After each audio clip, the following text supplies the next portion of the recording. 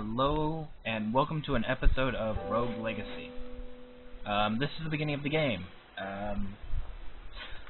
So, I was wanting to make a video of this. This game is... A friend of mine just gifted me this game yesterday. I downloaded it, and I played a little bit of it, kind of getting used to it and changing the controls a little bit to my liking. And, well, I'm bringing it to you now. So, here is the pilot episode of Rogue Legacy.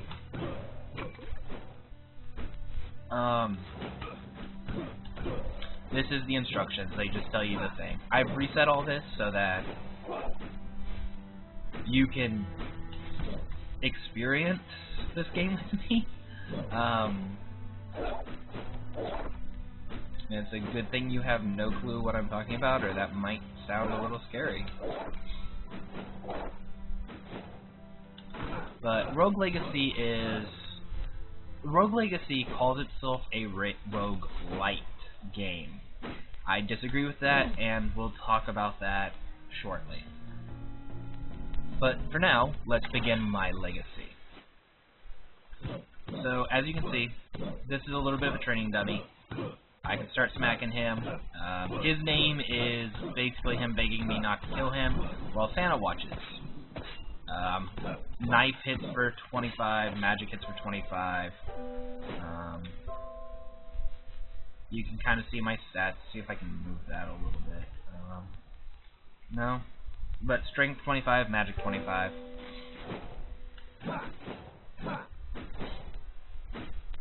So, let's go in. So, like I said, Rogue Legacy considers itself a Rogue-Lite game. Light like beer, if you're having trouble hearing what exact word I'm saying. So, I disagree with this. The reason is because Rogue-like games, like Facebook in that case,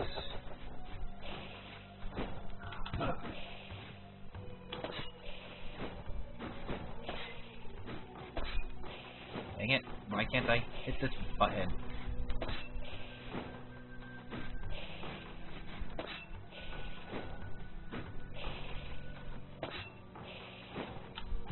Screw it. Anyway, like I was saying, rogue-like games basically run on the principle of hard mode. The game has little to no tutorial. You normally would have little to no tutorial. You L2P while you pee. That is not the proper wording for that.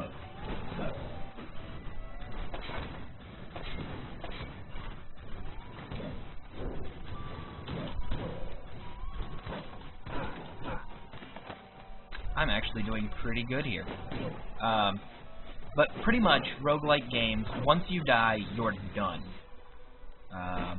Like, that's the whole concept behind them, is when you die, you're done. When you're dead, you're dead. This game calls itself a roguelite game. There are roguelite games around. Pretty much stuff that work on... They're rogue-style games, but they work on a checkpoint system. Sorry, got a little bit of an itch in the nose. But they work on like a checkpoint system where when you die, you respawn at a specific checkpoint. And I guess you could argue that that's what this does, but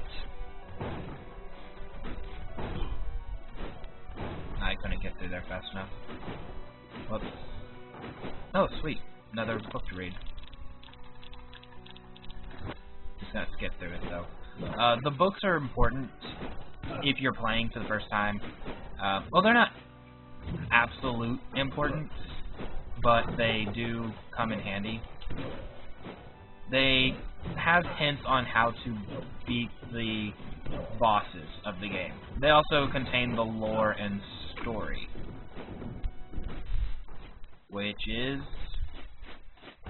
generally considered to be important in a story. I mean, the story is very important in telling a story. Not so important in playing a story, but...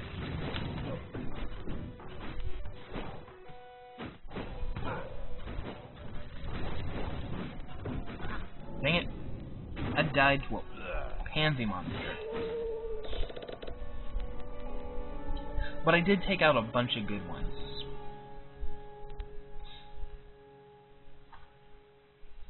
So, this is why I differ the Rogue-Lite theory. Let's see here. Barbarians. Knave. Knight. Let's go Knight. I have a question about the way this game works, and I think I have enough money to do that.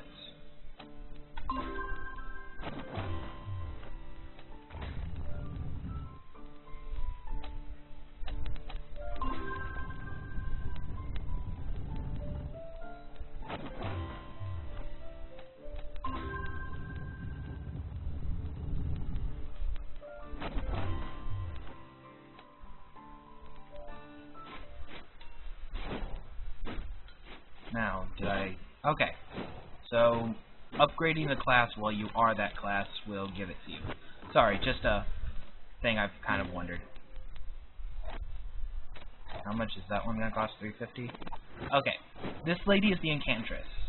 She enchants you with runes. The rune I picked up allows me to double jump. This is the Blacksmith. As you can see, he gives you weapons and armor. This is the Architect. He does stuff with the castle we'll get into a little later. But this right here is why I disagree with the idea that this game is a roguelite.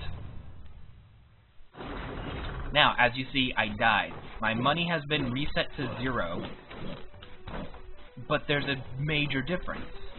This castle, as well, is completely different, so it's not like I have a predestined map.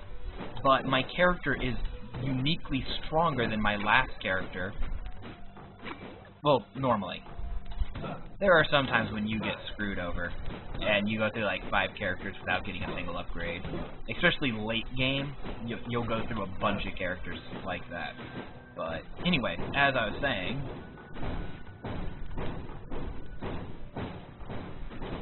Wow, that was a good timing jump.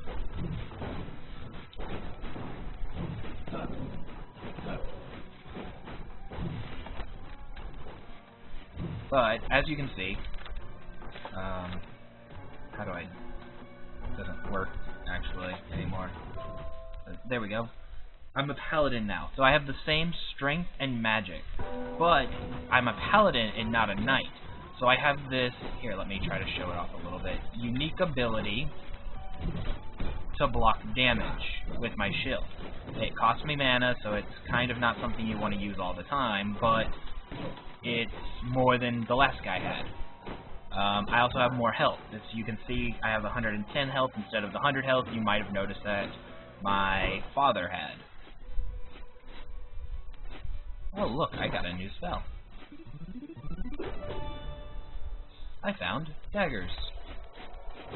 Daggers are cheaper. Shit.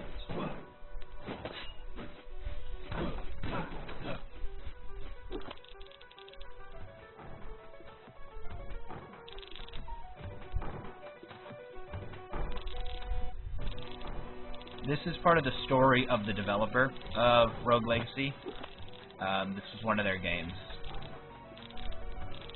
It looks cute. The reason why I said shit when I came in here is there's a room that has one of these giant pictures, and the giant picture tries to attack you. And it's not a very nice picture. Like, it will rape you in places that you've never been raped before. And not in the good ways. And yes, there are good ways for that to happen. It's kind of like failing your math test. There's that time you failed your math test, or there's the times when you fail your math test, and then there's the times when you fail your bully's math test.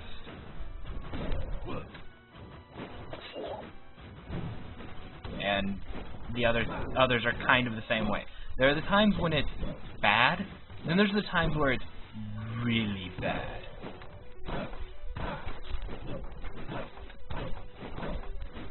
Now, what I need to stop doing is hitting multiple items with a single blow, because it's actually bad for my obsessive compulsive disorder, because every swing that destroys an item gives me 1 mana. Damn, I lost 10 gold. But however does not mean that every item I destroy will grant me 10 mana. Because if I destroy 2 items with 1 swing, well, that's lost mana on my part. What level are you? 30 fucking 5? What? Yeah, no.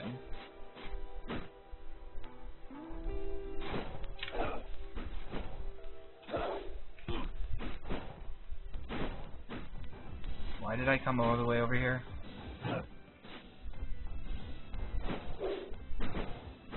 What dark magics have I been ingesting?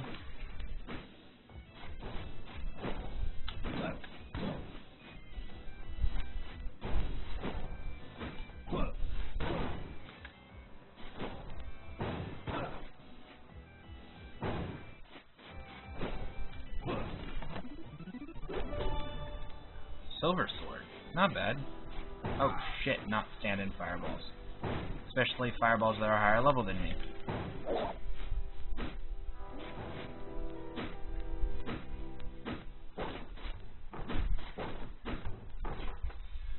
Ooh. Big boy, that's something I'm gonna need to do next time. I'm gonna have to give that a couple tries. I feel a little bad, because, like, one of the first times I played, or my first game, I had one of those where I tried it like 9 times and wasn't able to do it a single time.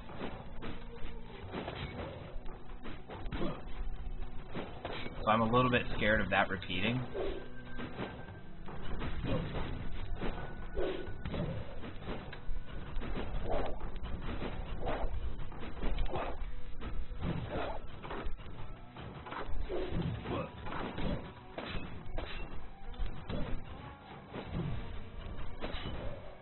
So if that does happen, I do apologize. I'll actually probably end this episode with this character, which is really short. Actually, I'm doing really good. It might not be that short. Like, don't say something like that, Steven. You're a stupid idiot. You know, the moment you say that you're doing pretty good, you die horribly. It's how this game works. It's listening to you.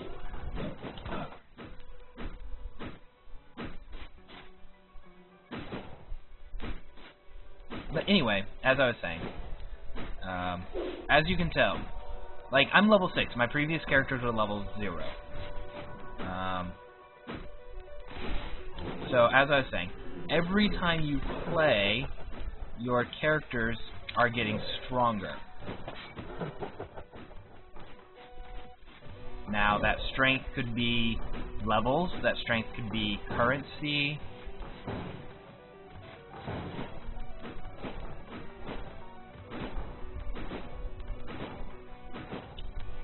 That strength could be you having experience. But there is something.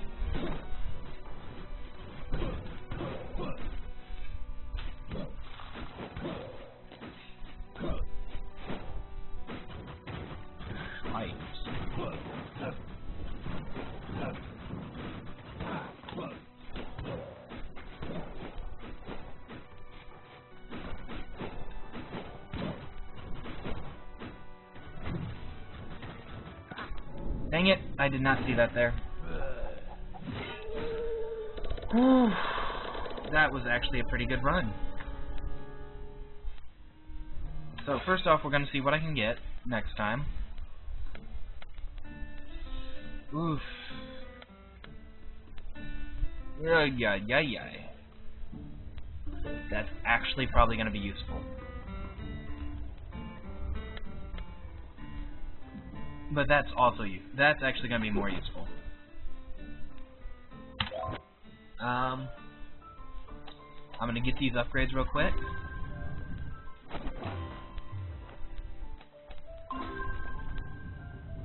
Actually going to upgrade him first.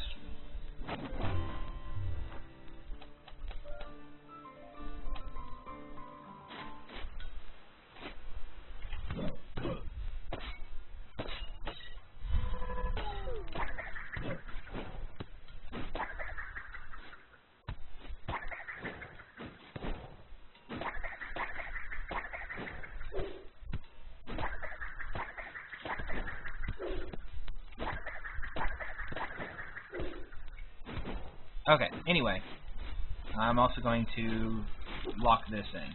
I'm going to go ahead and end this recording. I realize this episode's a little bit short, but it is the pilot. Well, it's not that short. It's 20 minutes. So yeah, I'm going to go ahead and end this episode. I'm going to start up the next one real shortly. So until then, have a nice day.